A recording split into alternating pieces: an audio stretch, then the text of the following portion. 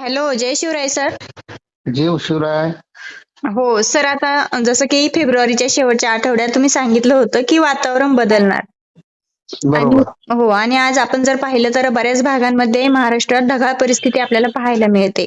मग हम्म. सर, आता शेतकरी बांधव प्रश्न विचारताय की सरांपासून अंदाज घ्या, कारण आपल्या भागात कांदा असेल, हरभरा काढणीचं काम चालू आहे. मग काय राहील अंदाज सर?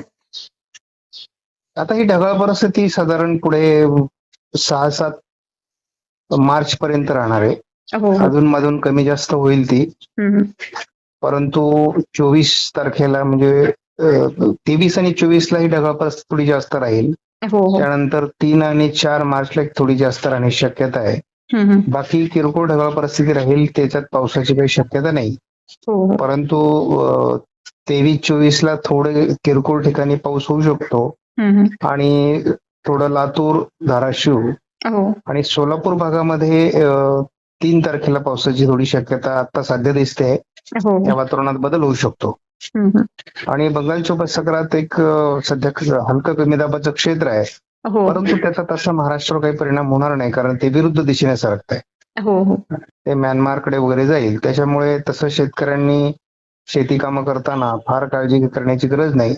हम्म. परंतु ज्या तारखांना आपण जास्त ढगाळ परिस्थिती आणि पावसाचा अंदाज ज्या भागात दिलाय, हो तर त्या भागातील शेतकऱ्यांनी जर काही माल काढला असेल तर तो झाकून ठेवायची व्यवस्था केली पाहिजे. हो. बरोबर. आणि आता थंडी संपते आहे, हम्म. उन्हाळा सुरू होतोय, हो त्यामुळे वातावरणात काही बदल होतील. हो. आणि जे स्थानिक कमी दाब असतो राज्यामध्ये, 1000 हेक्टोपास्कलच्या खाली कमी दाब गेला तर वादळं तयार होतात. हो. तर 110 हेक्टोपास्कलच्या कमी दाब झाला तर मात्र त्या ठिकाणी साधारणपणे ढगाळ परिस्थिती निर्माण होते. तर हो. सध्या 1000 ते 1010 हेक्टोपास्कलच्या आजूबाजूने कमी दाब होत असल्यामुळे ही ढगाळ परिस्थिती महाराष्ट्रामध्ये वाढलेली आहे.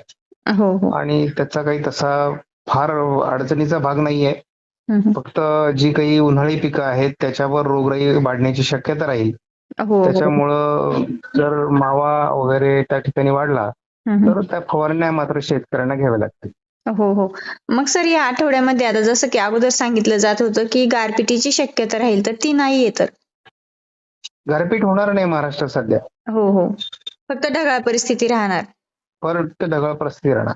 हो हो. सर, मग मार्च महिन्यामध्ये कशी परिस्थिती राहील?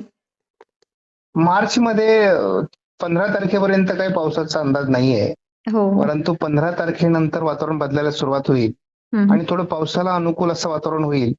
त्यामुळे पुन्हा हलक्या पावसाचं स्थानिक वातावरण 15 मार्च ते 31 मार्चच्या दरम्यान तयार होऊ शकतं.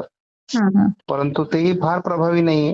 हो परंतु जे काही रब्बीची पिकं आहेत ती काढणीला आलेली आहेत आणि मार्च मध्ये त्यांचं काढणीचं प्रमाण जास्त असतं. हो त्यामुळं तेव्हाच्या तेव्हा अंदाज घेणं आवश्यक राहील, कारण यदा कदाचित काही विभागात त्याचा परिणाम होऊ शकतो. हो. बरोबर. हो, एकंदरीत सर, आपण जर पाहिलं तर आज जे ढगाळ वातावरण झालेलं आहे, त्यामुळे शेतकऱ्यांना असं वाटतं की खरंच पाऊस येतो की काय. तर शेतकरी बांधवांनी काही घाबरण्याचं एवढं फारसं कारण नाहीये. बरोबर. हो, नक्कीच सर, आपल्या शेतकऱ्यांना योग्य आणि डिटेल माहिती दिली त्याबद्दल धन्यवाद. ओके, धन्यवाद.